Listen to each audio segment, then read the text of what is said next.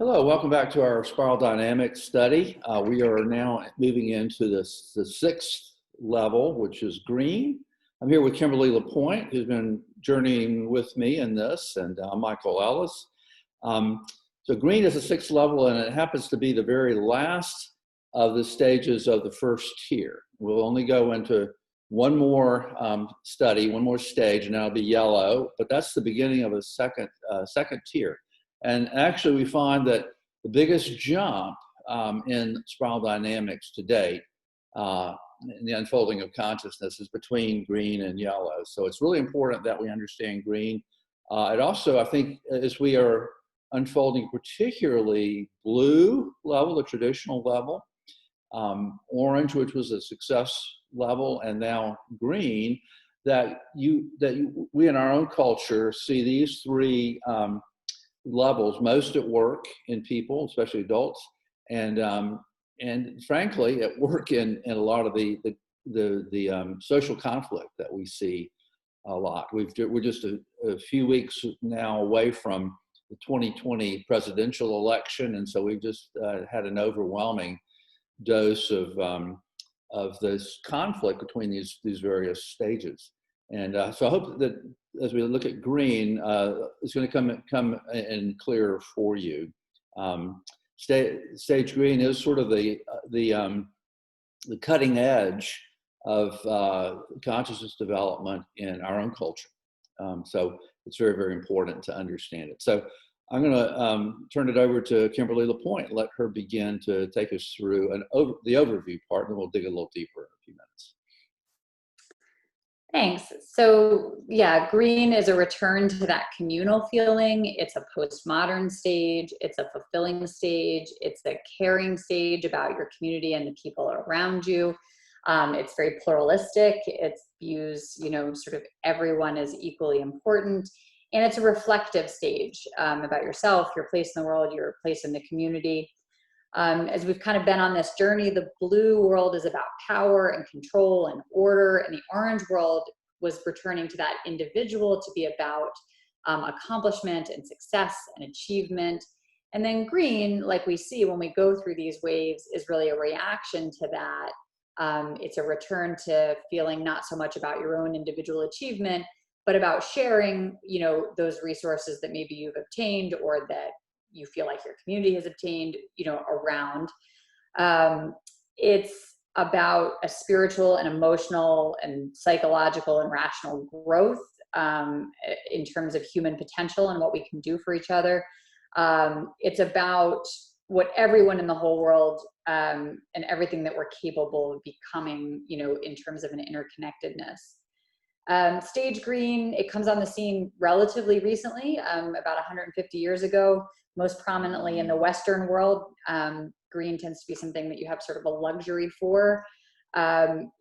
Green comes out of prominence in the United States in the 60s, and about 5 to 10% of the adult population globally is in stage green, and most of those coming in those Western areas. And so it's a much smaller percentage. As we move through the spiral, we do get to smaller and smaller percentages of people who are there, and green is a big example of that. So we wanted to go through some key phrases and words that kind of represent the essence of green to kind of give you a flavor of the characteristics of green before Father Michael digs into the deeper characteristics. So equality, egalitarianism, caring and sharing, humanism, inclusivity, acceptance, spirituality, relationships, unity, consensus, empathy, compassion, peace and love, socialism, environmental consciousness, ecology, helping the disadvantaged, relativistic, postmodern, anti-war, multicultural, global, feeling oriented, value experiences, fair trade, sustainability, anti-hierarchy, embracing paradox, gray thinking rather than black and white, justice for all, passionate, excitable, social progress, libertarianism,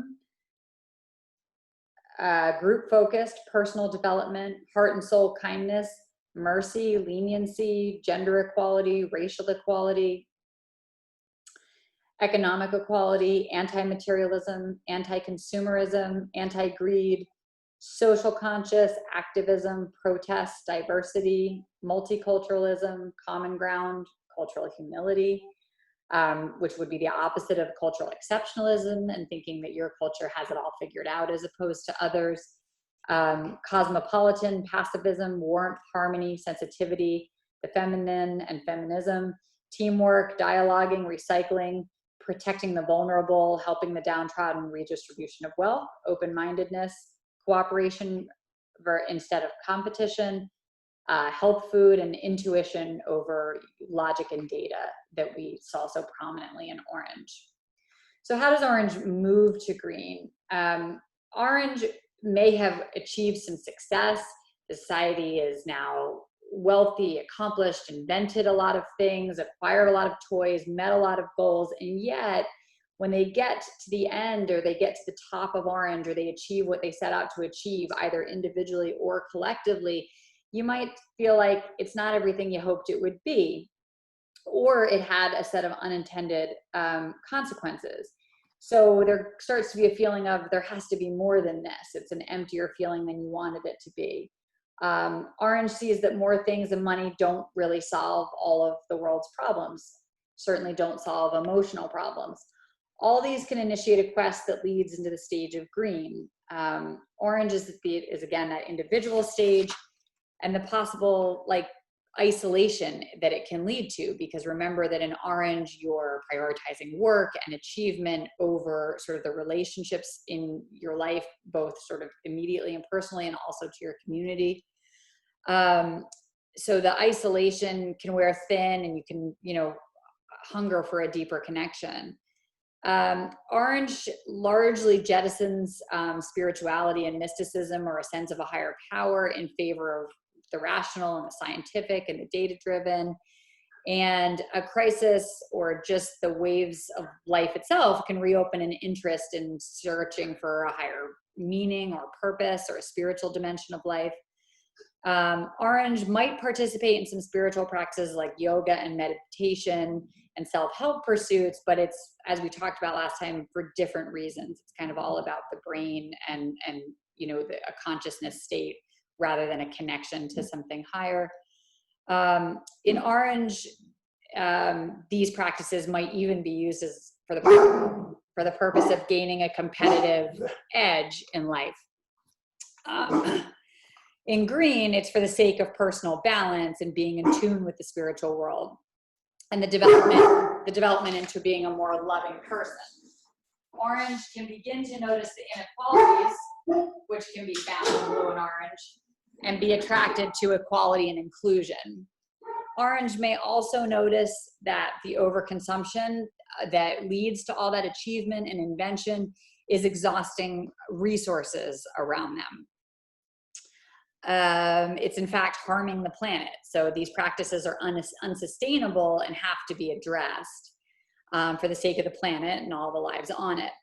Also, a health crisis that we might know something about in 2020 can move one into contemplating what's really important in life, or the inequalities that can exist that lead to, to access to healthcare or to resources, or just simply opening a person's heart to a more empathetic or compassionate green values system to move into your life.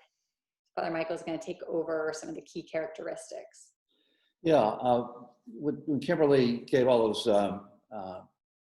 one word or phrase examples or qualities of green, obviously we could spend time going to each one of those because they're all important dimensions. We can't do that, so we're going to look at the most important ones that distinguish green, particularly from other of the stages.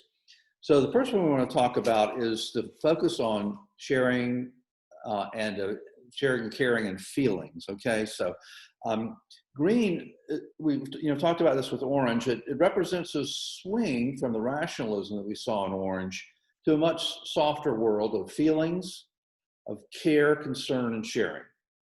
So it's a softening of that edge that we saw in orange. And the thing about stage green is the way it looks at feelings is that they are a more reliable gauge of real life than ideas are. So we see ideas really heavily in orange, and they see ideas as being suspect, as being things that we really can't ultimately trust.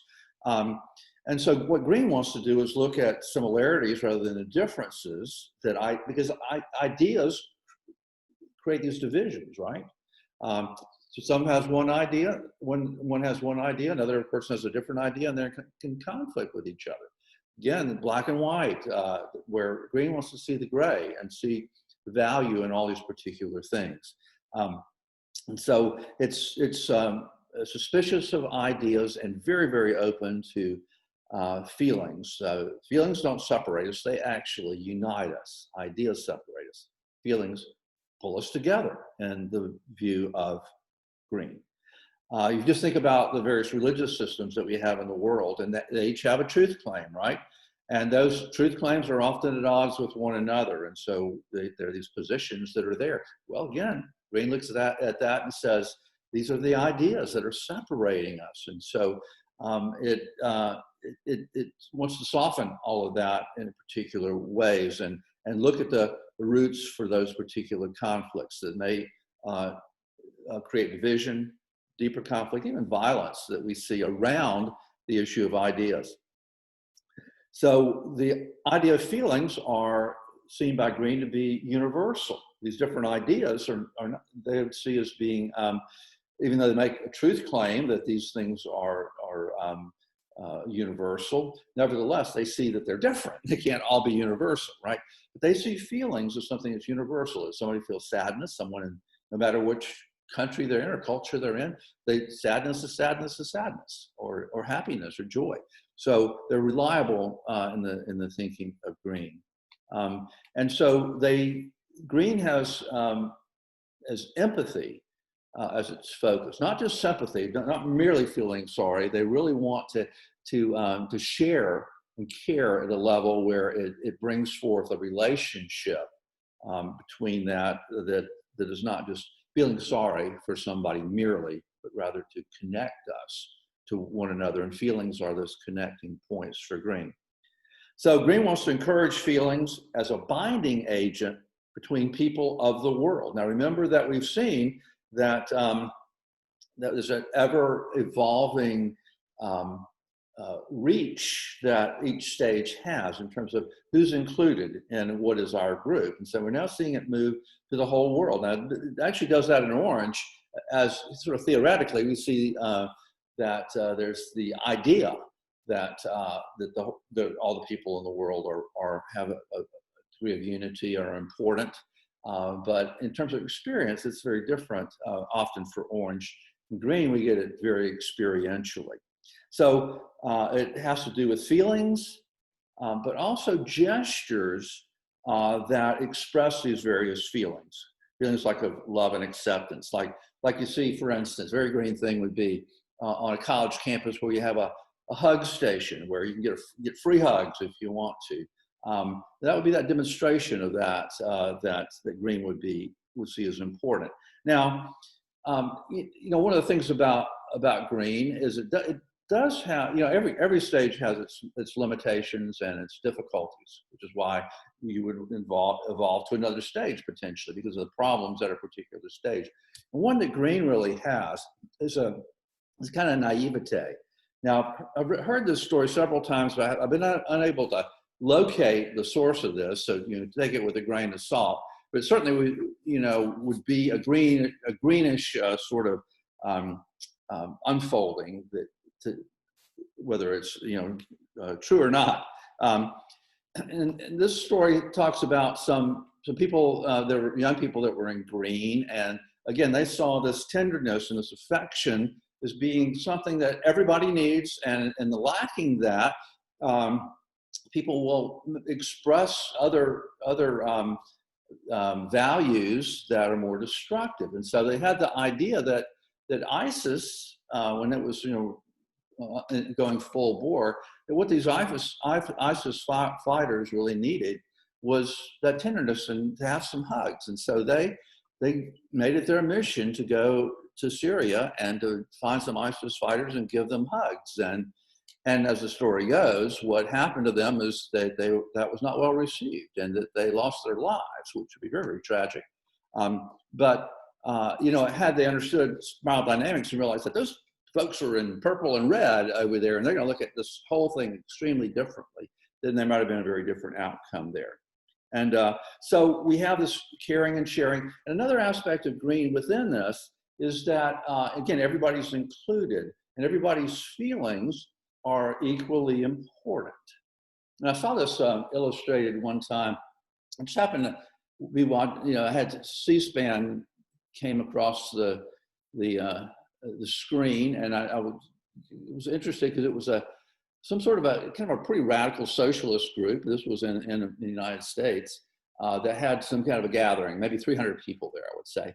And so they were all sharing, and their ideas were going around. And so predictably, when an idea was engaging with somebody, people would be talking to their the person next to them about that, kind of quietly. But this one man got up at one point, and he goes to the microphone, and since everybody's their feelings are equally valuable, the microphone was handed over to him. And so he started describing that he had a condition that this sort of crosstalk caused tremendous anxiety to him. And was sort of scolding the people about doing this. You need to stop this for his benefit. And then they kind of went on, got up a little bit later and again said the same thing, that they're still doing this. And it was irritated with them. And that he was allowed, basically to have a veto power rather than excusing himself because he got a condition. Everybody's feelings and input is equally important in the view of green. And so that was allowed to happen. So what green has difficulty with, because it has this particular openness and a consensus view on things, that we come to decisions by consensus, that it's very difficult. One of the weaknesses and limitations of green is it's difficult to make decisions in that sort of a framework and move into actual action. So where green has a problem often is it has its feelings and its venue for that, but it can be weaker in terms of putting those things into actual action, which is what happens when we really get to yellow and we see some real strong action orientation there. But it's getting ahead of ourselves. Okay, another thing briefly to speak about is there's a characteristics of green that is focusing on relationships and community. This is a we stage again, and so relationships and community are prime importance here. Now again, it's we see this in the tribal purple level, but it's just the tribe that has this, and we see an ever widening group that's included. And now it's the whole world. So it's a huge we stage, and the idea is that we're better together. And that's kind of a slogan we would actually hear in green. We're better together.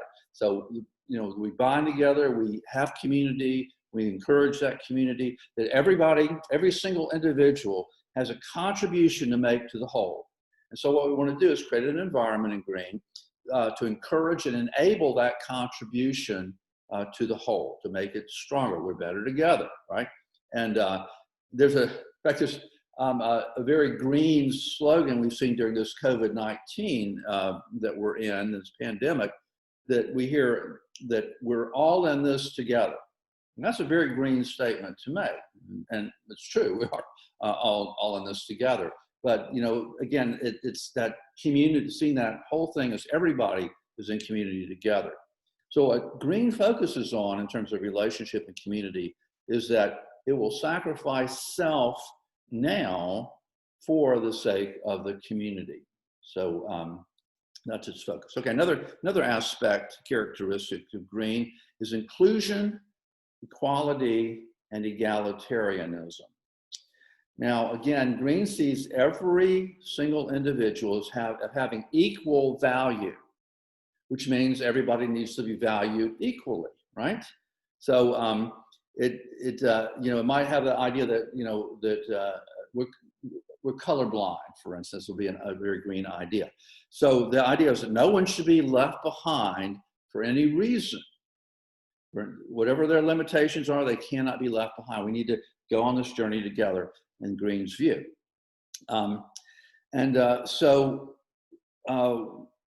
In fact, those that are most likely to be excluded by general culture are those that we need to make greater effort to include and to lift them up into equal status as everyone else does. So you have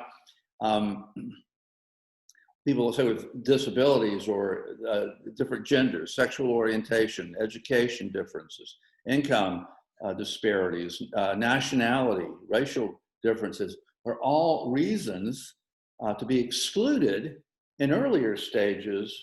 But in green, all of these differences are to be included and equalized in the view of green.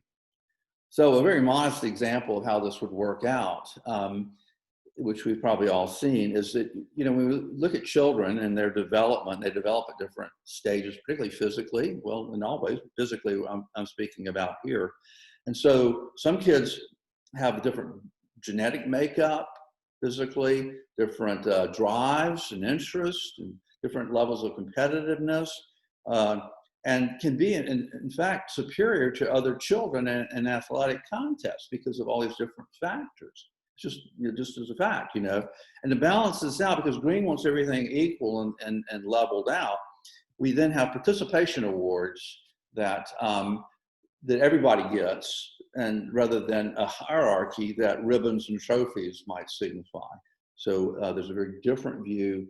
Again, the emphasis on including and being equally treating everyone. Now, equality can mean different things, even within green. And other levels too. In one way, probably the most typical way that other stages would see equality and people in green is that everyone should have the same opportunity. And that would be very much an orange idea. Opportunity to succeed, that we level the playing field as best we can to give them an opportunity to be successful, to pursue happiness, as our founding fathers spoke about. But there's another level that we see in green, which goes beyond that to the idea of leveling things to the point that everyone gets the same, that it's really an egalitarianism. Everything, it's completely level so that everybody gets the same thing, whether it's income, whether it's opportunity, all the opportunities have to be there as well. But these other layers of leveling everything about the human existence and experience. And so another characteristics we see is a return to spirituality. Now, we see most religion in blue. We talked about that, the fourth stage, the traditional stage. And orange, with its rationalism and scientism and success orientation, largely jettisons all of that. It kind of sees that as antiquated and holding us back. So we see that spirituality doesn't thrive very much in orange can, but it has to be very deliberate for someone to go through orange with their spirituality changing, but still intact. Because we saw in terms of spirituality, purple is very, very spiritual, and it's got all the forces and the gods and the spirits behind everything in existence. So very, very pre-rationally spiritual, but spiritual nevertheless. Red kind of uses spirituality for its own benefit in strength position. Blue embraces spirituality more from a dogmatic type of a spirituality of the rules and regs, if you will, typically with the one absolute truth being a priority. Again, orange largely sets that aside in favor of rationality, science, and self-interest. So green is a move back to spirituality, but it comes to it differently than what we saw in blue. In fact, often people will, when they've gone through blue, and if they had a religious experience there, or a connection with a religion, for instance, they look back on it from the position of green and sometimes can say that seemed to hold them back with the rules and regs and everything that they saw there, that held them back, and there could be a rejection of that sort of spirituality. So when green returns to spirituality, it's not necessarily back to the religion that they used to hold. Now, there's an openness to all sorts of different religious experiences, and this is where some of the naivete of green comes in, because it doesn't often distinguish between the pre-rational types of spirituality we might see in purple, some of which are quite valid, and some are, pretty goofy. I mean, that's just when we look at it from our perspective. But there's kind of a tendency not to distinguish that all these spiritualities are kind of equally valued and equal importance. And so you see this mixture of all sorts of things that may be pre-rational and post-rational.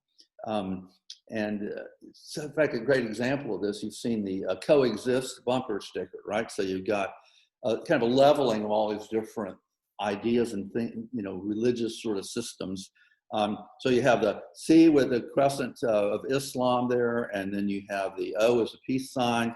The E is a gender equality symbol that actually brings this bumper sticker into critique now, is because it only has male and female in it, right? So we've got to have all the other sexual preferences in there.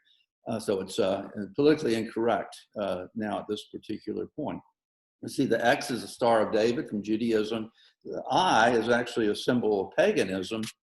The S is for yin and yang symbol, and the T is the cross from Christianity. And so it sees this as kind of a equal access, whatever floats your boat with that. That's what you grab from. And so there's a very eclectic spirituality that we see in green.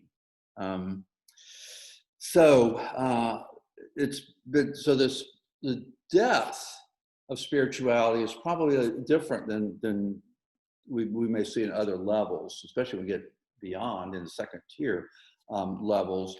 It tends to be shallower. The idea of it being a mile wide and an inch deep is something that you can see in green spirituality. Not always, but it's certainly a characteristics that we would see.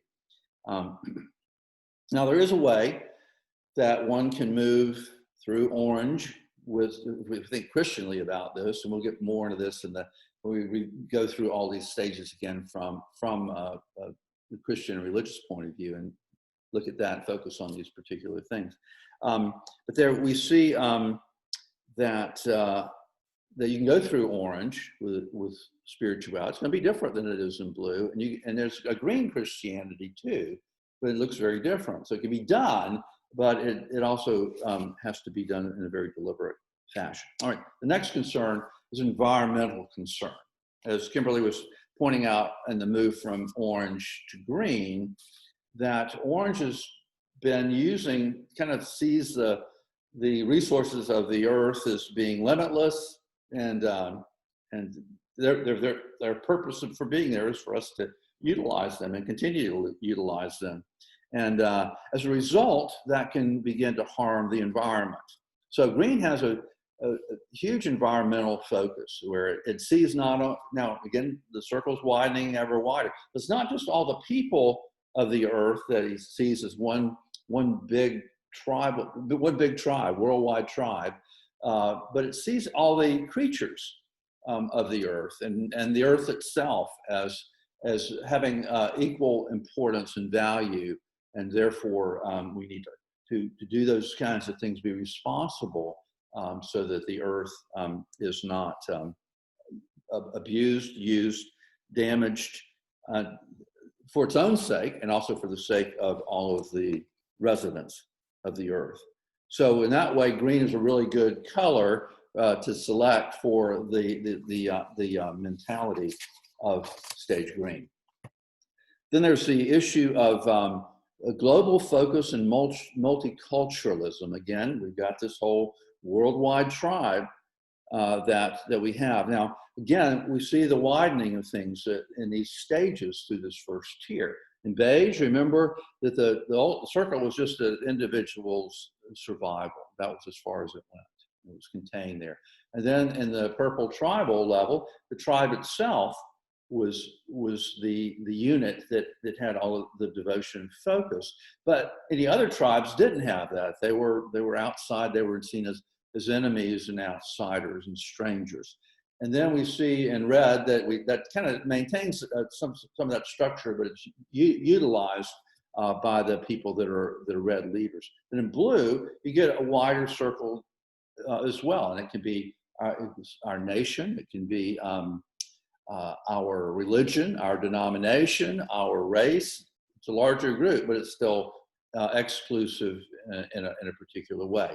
Orange, again, it widens to the whole world, but again, more from a theoretical point of view. Green wants to really live it that way, to see the entire globe, every single person, every single culture of having absolutely equal value. They're not ones that are superior and inferior. Again, the creatures as well. So this is where you would see in green, and we've seen this in politics here recently, this is why folks in green would often support the idea, let's say, open borders or unrestricted immigration, because they see, well, everybody has access to should have access to everything. This is how green would look at that from their overarching view of everyone being part of one world, right? And so green appreciates and honors different cultures and cultural practices as being equally valid, should be honored and held in high esteem. So these are just I think that maybe the most significant characteristics. And now Kimberly's going to take us through a few examples to kind of get a flavor of what green may look like in our experience. So we'll list off some other examples. Before we were listing off sort of terms and characteristics associated with these are kind of green in action. Political correctness, environmental groups like Greenpeace and Sierra Club, feminist movements, New Age, university culture. The content within a university is highly orange, but the culture can be very green. Safe spaces on campuses, socialism like Norway, not like Venezuela. So, obviously big varieties in examples of socialism. Venezuela would be more of a classic blue-red type of socialism. Health food stores, vegetarianism, Doctors Without Borders, the idea of snowflakes as a slur. So people who, definitely value sort of emotional empathy above all else.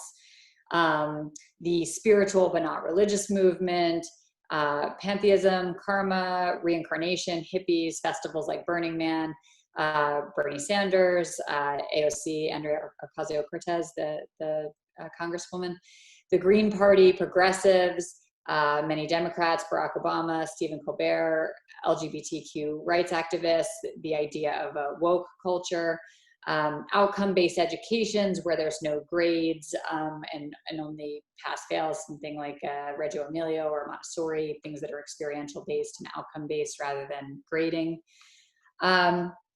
So moving on to green in terms of individual development. So this is a stage that we don't talk about as kind of a checkpoint of actual physical development through childhood, the way that certainly purple and red and even blue to some extent was. This is one that usually people don't move to, if indeed they're going to move to it at all, until later in adulthood. Sometimes in college, or sometimes can dabble in and out of it in a college environment where green is really valued, as we were just saying. But it's not a stage that we typically expect to see in childhood or teen years.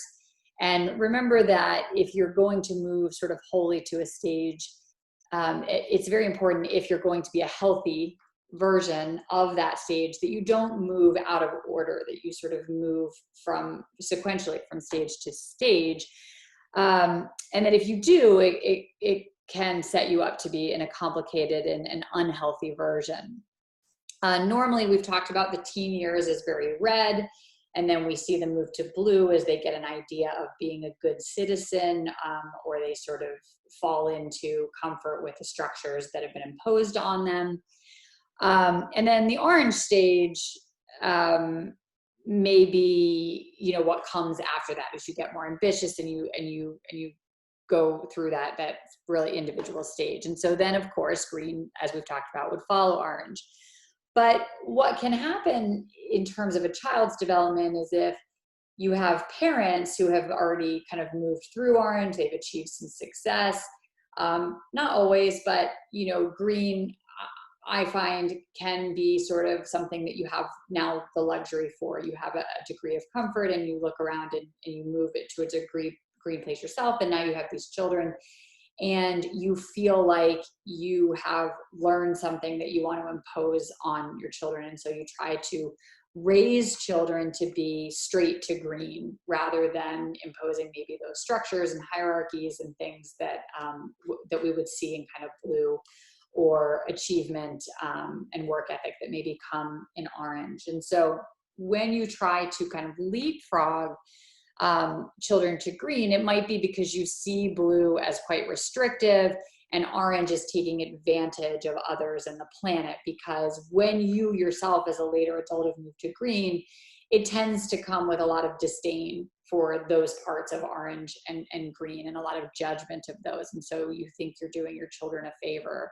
by moving them, but spiral dynamics would hold that you can't do that, that you can't jump ahead in your personal development or you end up in a very unhealthy place.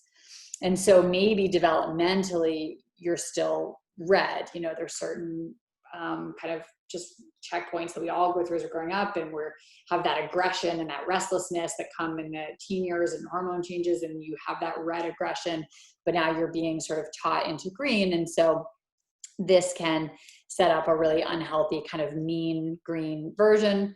Father Michael's talked about in different sermons in church and various places here that it can be a factor in younger people sort of engaging in irrational or even violent behaviors under the justification of following, you know, an Antifa philosophy, an anti-fascism philosophy or idea, using that as a justification for kind of violent or irrational behavior. Environmental terrorist groups would certainly be another example of, you know, that aggression and exercising it in the guise of a green idea. So, you know, for the health of all of those advancing through the stages, we have to give the opportunity for filling out the earlier stages in a healthy fashion so that you absorb the things that are good and useful in those rings of the tree as you move on, and understand that in order to move to green, if that's something that you're a person that's going to do, it has to be with structure, with discipline, and with the ambition to create the resources that can, you know, then be distributed. Moving from green to yellow is, you know, would be the next stage. It's something that even fewer people do, but it's an important transition in terms of the philosophy of spiral dynamics, because it's when we move from what is designated as tier 1 to tier 2. And the most important feature of tier 2 is that people are able to appreciate and encourage and take what is good and useful from and with the individuals in all of the previous stages. And so, you know, we've talked about each of these colors being triggered by the color before it and feeling sort of antagonistic to the color before it. Somebody who truly reaches yellow no longer has those feelings for those colors. They appreciate the contributions. So we've seen that in tier 1, that appreciation is not there, like I said. So green is set up to move to yellow as a reaction to that really collective green stage. Yellow is also a return to the individual. It's the pendulum swinging back in that way. Whereas green is highly relational and group focus, and even to the point of feeling, you know, that there should be penalties for going against the group. Like I said, it's very consensus oriented. And so the goals and aspirations of the individual can be really squelched in green and restrained for the sake of harmony. And so maybe, you know, you just don't want to upset the balance. You don't want to take too much for yourself. And so again, if their ideas are shunned or they're, feel penalized for independent thoughts and action, it can be a real push towards yellow. The person who moves to yellow 2 also sees the limitation of green in terms of efficiency. It's slow moving and it's ineffective and it's idealistic and so emotionally sensitive that it kind of can't impose systems. So yellow is associated with real systems thinking. So when you can integrate and apply structure, right, things that you've absorbed from a healthy pass through blue, and ambition and innovation in your healthy pass through orange, and an idea of doing good for something larger that you've maybe picked up in green, you can now think in that systematic way of integrating all of those things. So the individual who moves to yellow wants a solution. They're solution based. They want an action. They want to break from green. Green processes require an enormous amount of time and energy. And in yellow, one launches into an individual effort to get things done efficiently and quickly. A person on the way to yellow see the naiveties in green. They understand that. And green, as we see in tier 1, will attack and try to dismantle, kind of things that they see as untenable wealth structures and inequalities and just the kind of relentless machine of orange. And at the same time, they're widely expanding entitlement to folks, whether or not they're contributing or not. And so yellow then reacts to that as not being particularly sustainable. If there's nothing feeding that resource machine, then there's nothing to distribute, obviously. But yellow still does look at the needs of a collective group with compassion, but not with the naive rose-colored glasses of green. They again tend to integrate and see a synergy in all of the colors before and think about real solutions, to not kill the goose that lays the golden egg, to not to not shun the providers in favor of the idea of distribution of resources. And so stage yellow will value competence and innovation again, but the employment of those characteristics to drive towards a solution and value all the individuals from all the colors who they think can integrate to make a difference and find a solution. So it's kind of the goal if you can get there, but it's a small group. So, green is really the cutting edge of our culture right now. Not only 5 to 10% in the world, we've heard, but a higher percentage than that, certainly in our country. The Scandinavian countries have a higher percentage still, for instance. But it's cutting edge, and yellow is where we want to look, because it really, remember that at every stage, the impetus to move from one stage to another stage is that you begin to see problems that develop for individuals, for groups, for society, that stage can't solve. And so we start to look for some solutions that drive us toward the next stage, that begins solving some problems, but then creates its own, to which the next stage responds. So we'll move into yellow, and that will be the last stage that we deal with in these videos. Then we'll look at that. I think you'll find it most fascinating. And there are only about 1% of the world's population that are in yellow, but it's something that's going to be needed for the next solving the problems that green can't solve and the other stages can't solve. So it's really important that we'll take a look at it. And then after that's concluded, we'll come back and look again at all of these 7 stages, looking at Christianly in terms of Christian theology, idea, and the scriptures. So I think you'll find it fascinating. And so thanks for joining us today, and God bless. Bye-bye.